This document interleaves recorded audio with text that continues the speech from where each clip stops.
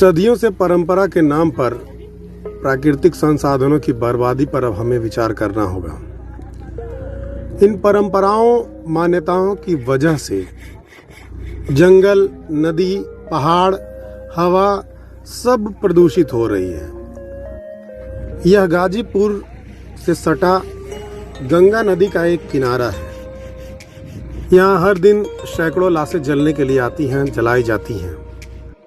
इनके साथ तमाम प्रकार के नॉन रिसाइकिल वस्तुएं भी इन्हीं के साथ नदी में बहा दी जाती हैं।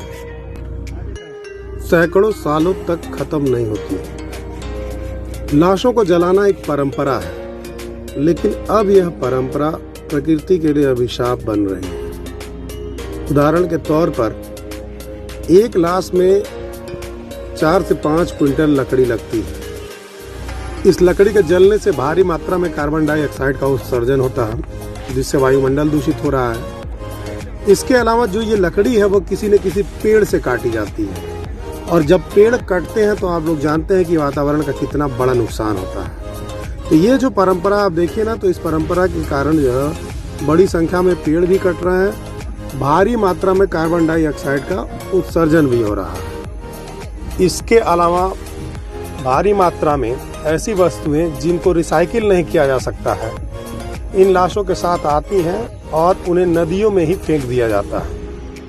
नदियों में फेंका जाने वाला यह कभी न सड़ने वाला कचरा नदियों के पानी को जहरीला कर रहा है। नदियों के किनारे जीव जंतुओं के जीवित रहने के लिए जो अनुकूल वातावरण होता है, ये उसको नष्ट कर रहा है। बड़ी संख्या में नदियों में रहने वाले जीव जंतु इन्हें खा लेते हैं और फिर वो बीमार पड़ के मर भी जाते हैं। ऐसे प्रदूषण से पूरे विश्व में बहुत सारी प्रजातियां नष्ट होने के कगार पर खड़ी हो चुकी हैं। अगर इस परंपरा को बदला जाए, बिजली से लाशें जलाने की परंपरा या दफनाने की परंपरा पर बल दिया जाए, तो काफी हद तक इस प्रदूषण से मुक्ति पाया जा सकता है।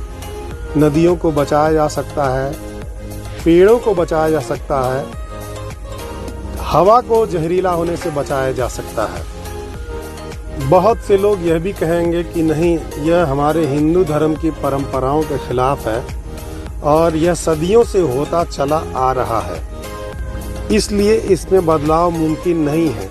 या मैं जो बात कह रहा हूँ यह हिंदू धर्म के खिलाफ है।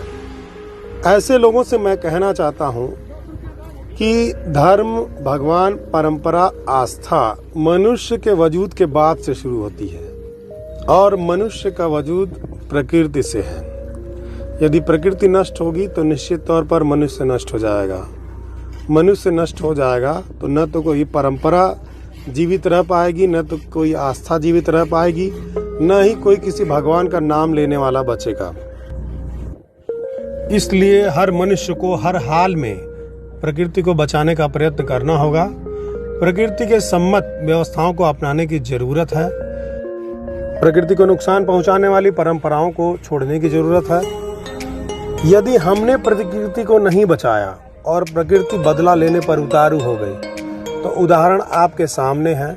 उत्तराखंड का जल प्रलय आपने देखा, भूकंप आपने देखा, तमाम महामारियां आपने देखी। हमें इन सब से सबक लेना चाहिए और प्रकृति की रक्षा करनी चाहिए। बहुत बहुत धन्यवाद।